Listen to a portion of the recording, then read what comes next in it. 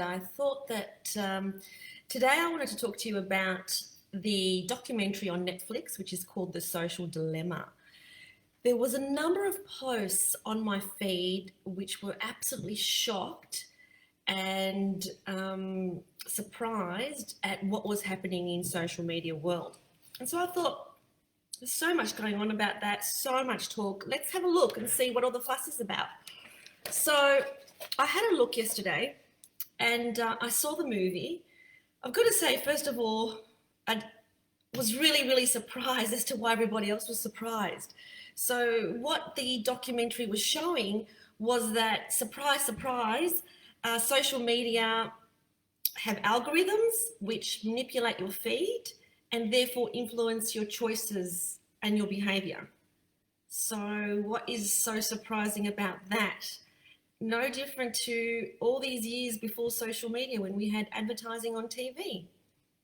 Except the only difference is that it influences your behavior according to what you like and what your preferences are.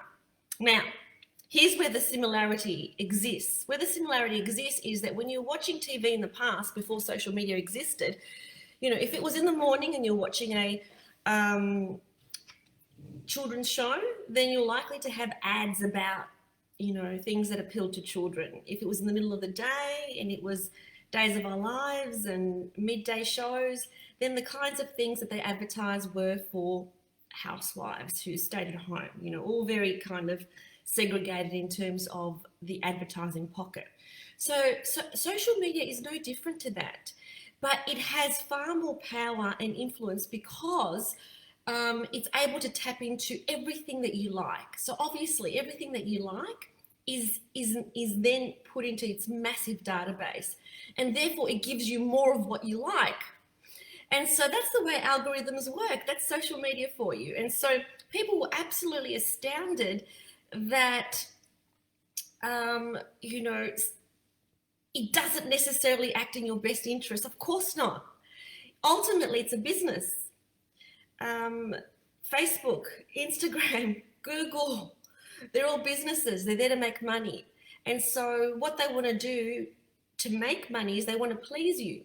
And so they work out what it is that you want, what are your interests, and they're going to show you more of that. And so that works in the same vein for conspiracy theories as well. So if you are interested in conspiracy theories, then your feed's going to be full of conspiracy theories. Google will know that. You'll go onto Google and guess what will happen? Hey, Philip, good to see you. So if you are watching this now, please put where you're from in the comments below. And if you watch it later, if you can just put replay in the comments below, that would be really appreciated.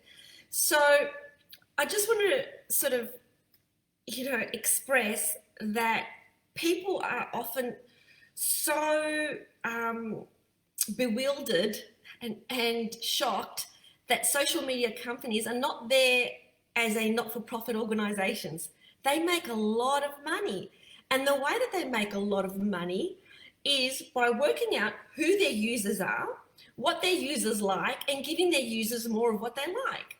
And so like I was talking to you, what I said a moment ago, which is, so if you do, no judgment, but if you do prefer to read about conspiracy theories, your feed is going to be inundated with that. Same with Google. Whatever's going to come up for you will be about that.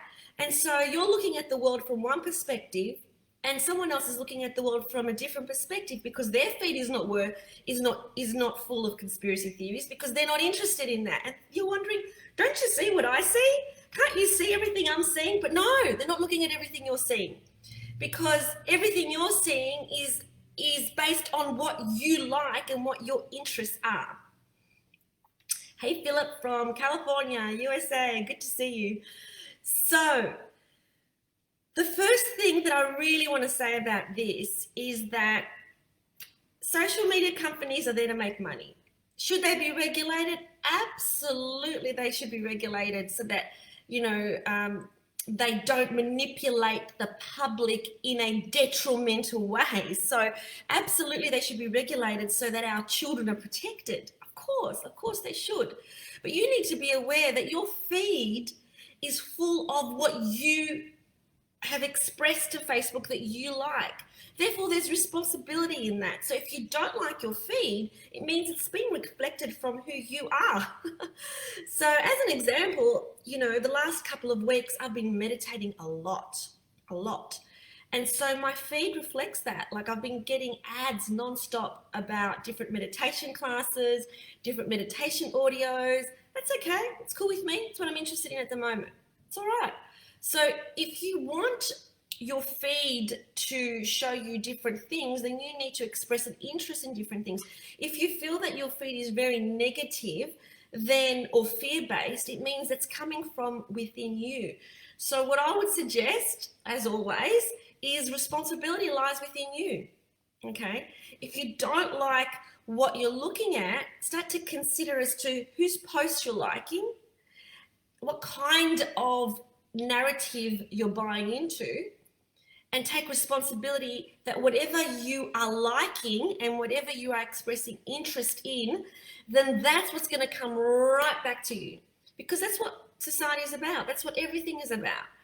And no different to our leaders. As an example, whoever is leading any particular country at that particular time in history is basically reflecting the consciousness of the collective, right? So even with a leader like Hitler, he was reflecting the collective consciousness. He had to have been. There's no one person that steps into the arena to lead a nation without the consciousness behind them. And so every leader in the world right now is being is in that position because of the collective consciousness. Same with your social media. The reason that you're seeing what you're seeing and you're influenced in the way that you're influenced is because that's what you're putting out there on social media that you're liking, that you're interested in. And so if you are offended that social media is daring to advertise to you or daring to manipulate your feed, I think you need to accept that that's the way that life is in terms of our current moment in time. We do need to be regulated. We need to have some regulation involved with social media. But in the meantime, it all comes within. The more positive you are, the more positive posts you will be seeing. The more negative you are, the more negative posts you'll be seeing. The more fear you have inside you, the more fear-based stories you're going to be a witness to. So you decide what you want to see on your feed. If tell me what you think, tell me your thoughts. There's no right or wrong in anything, right? It's a perspective. This is my perspective. My perspective is responsibility starts within. And if we want to see something different to what's been presented to us, how about that we make the changes within first? How about we don't like posts that are divisive? How about that we don't engage with people that are hateful? How about that we don't get involved in anything where we're segregating and alienating ourselves from other people? How about we send positivity out to the world and we support unification and compassion and forgiveness and all of that?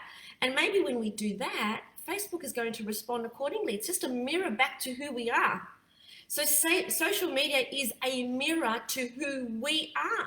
So change what's going on inside you, and then what will be reflected back to you will be changed also. So tell me what you think, whether you agree or whether you think it's a whole lot of crap. Either way, it doesn't matter. So I'd love to hear your opinion. Just put it in the comments down below. See you later. Bye.